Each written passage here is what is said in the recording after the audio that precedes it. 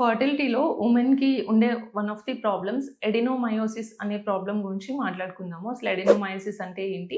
ఎవరికి ఉంటుంది? అండ్ దానివల్ల మనకి ఫెర్టిలిటీకి ఎట్లా ఇంపాక్ట్ అవుతది అనేది చూద్దాం. గర్భసంచి యొక్క గోడలలో పొర అనేది గ్రో అవ్వడం వల్ల మనకి గర్భసంచి సైజ్ అనేది ఇంక్రీజ్ అవుతదనమాట. గ్లోబులర్ యూట్రస్ అంటాం. కొంతమందికి ఏంటంటే ఎడినోమయోసిస్ అనే ప్రాబ్లమ్ ఎండోమెట్రియోసిస్ అని ఇంకొక ప్రాబ్లమ్‌తో అసోసియేట్ అయ్యి ఉంటదనమాట. సో, కొంతమందికి అండాశయాల్లో సిస్ట్‌లు ఉన్నాయని చెప్తాం. ఎండోమెట్రియోటిక్ సిస్ట్‌లు. ఎంబ్రియో అనేది అతుక్కోకపోవడము, అండ్ క్రానిక్ ఇన్‌ఫర్టిలిటీ చాలా ఇయర్స్ ట్రై చేశాక కూడా వీళ్ళకి ఫర్టిలిటీ ఇష్యూస్ అనేది ఉండడం. అండ్ మెయిన్‌గా పీరియడ్స్ అప్పుడు సివియర్ పెయిన్ కానీ, హెవీ బ్లీడింగ్ కానీ, సో, ఇలాంటి సింప్టమ్స్ అనేవి మనకి ఎడినోమయోసిస్‌లో ఉండొచ్చు. ఫోకల్ ఎడినోమయోసిస్ అయితే కనుక అది పెద్దగా ఉంది అనంటే మనం దీనికి సర్జికల్‌గా కూడా రిమూవ్ చేయొచ్చు.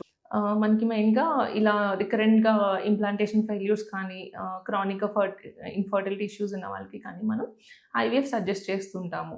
బట్ స్టిల్ ఈ ఎడినోమయోసిస్ సివియర్‌గా ఉన్నప్పుడు ఏంటంటే మనకి బేబీ అతుక్కునే కెపాసిటీ అంటే ఇంప్లాంటేషన్ ఛాన్సెస్ అనేవి తగ్గుతాయి. రికరెంట్‌గా మిస్‌క్యారేజెస్ అవ్వడము, హార్ట్ బీట్స్ రాకపోవడము అండ్ ఇమ్యూనో మాడ్యులేటరీ ప్రాబ్లమ్స్ కూడా వీళ్ళకి ఉండే ఛాన్స్ ఉంటుందనమాట. Thank you.